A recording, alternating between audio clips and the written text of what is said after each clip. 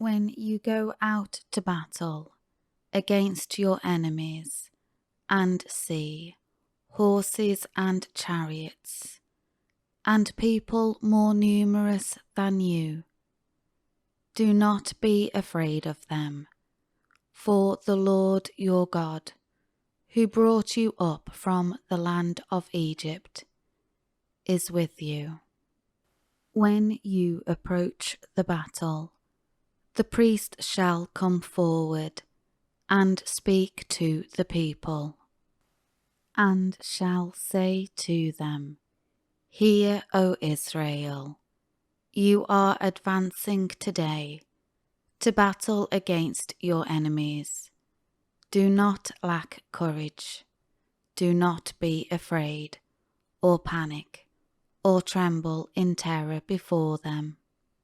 For the Lord your God is he who goes with you to fight for you against your enemies, to save you. The officers shall also speak to the soldiers, saying, What man is there who has built a new house and has not yet dedicated it?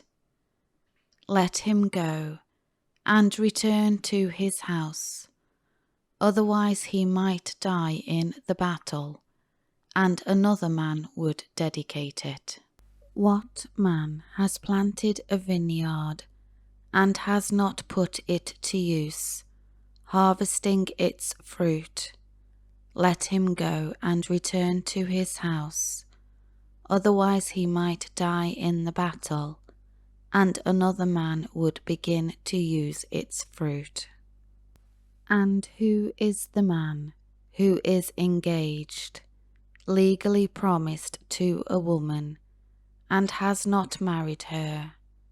Let him go and return to his house, otherwise he might die in the battle, and another man would marry her.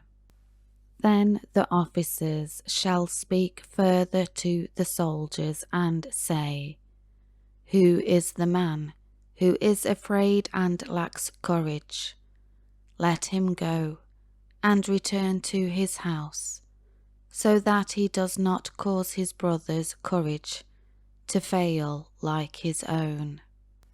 And it shall be, when the officers have finished speaking to the soldiers, they shall appoint commanders of armies over them.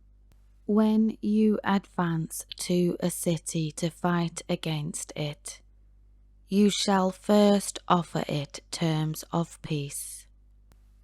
If that city accepts your terms of peace and opens its gates to you, then all the people who are found in it shall become your forced labour and shall serve you.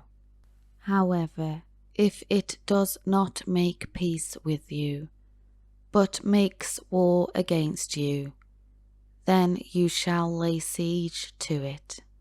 When the Lord your God gives it into your hand, you shall strike down all the men in it with the edge of the sword. Only the women and the children, and the animals, and everything that is in the city, all its spoil, you shall take as plunder for yourself. And you shall use the spoil of your enemies, which the Lord your God has given you. That is what you shall do to all the cities that are very far away from you, which are not among the cities of these nations nearby, which you are to dispossess. Only in the cities of these peoples, that the Lord your God is giving you as an inheritance, you shall not leave alive anything that breathes, but you shall utterly destroy them: the Hittite, the Amorite, the Canaanite, the Perizzite, the Hivite and the Jebusite, just as the Lord your God has commanded you, so that they will not teach you to act in accordance with all the detestable practices which they have done in worship and service for their gods, and in this way cause you to sin against the Lord your God.